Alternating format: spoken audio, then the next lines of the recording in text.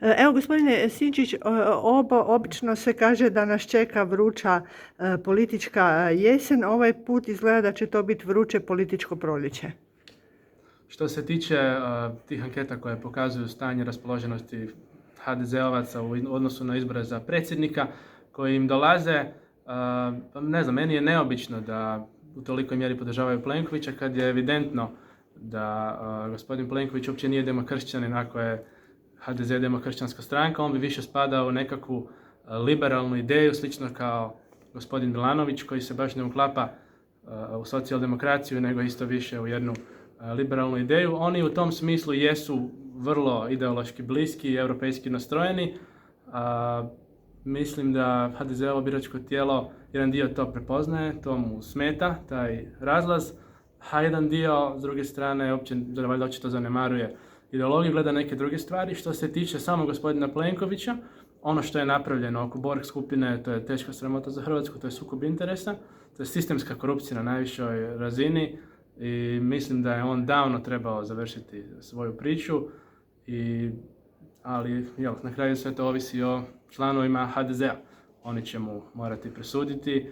Očito im ne smeta što gospodin Plenković se našao u tolikim aferama, što su mu 4 ministra morala otići jer nisu mogla pokazati otkuda imovina zbog nabave aviona. Nevjerojatno je da članovi HDZ-a sve to opraštaju. Imaju li članovi birači HDZ-a neku bolju alternativu?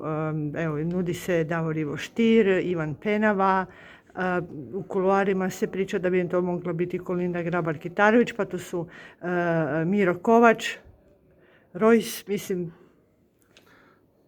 Moje osobno mišljenje je da što prije HDZ završi svoju priču na hrvatskoj političkoj sceni, da je to bolje za napredak Hrvatske. Mora doći do smjene generacija, a tko je između njih bolji ili lošiji, to doista ne znam niti bih htio komentirati.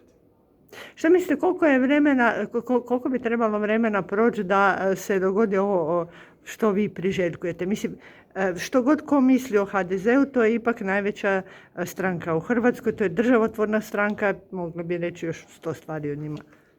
Pa HDZ je naravno jedna od najvećih hrvatskih stranaka, ako ne i najveća, po vremenu provedenom na vlasti broj članova, to su statističke činjenice.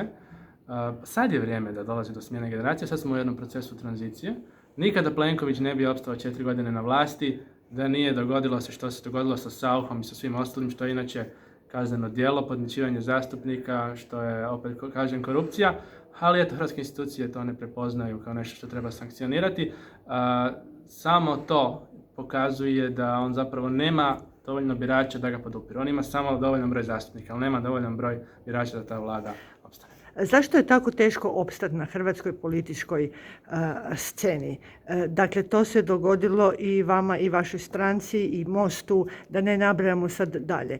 U svakom nekakvom ciklusu od par godina opet se pokaže da se hrvatski građani dijele, dakle, na dvije opcije, na dvije velike stranke, SDP i HDZ.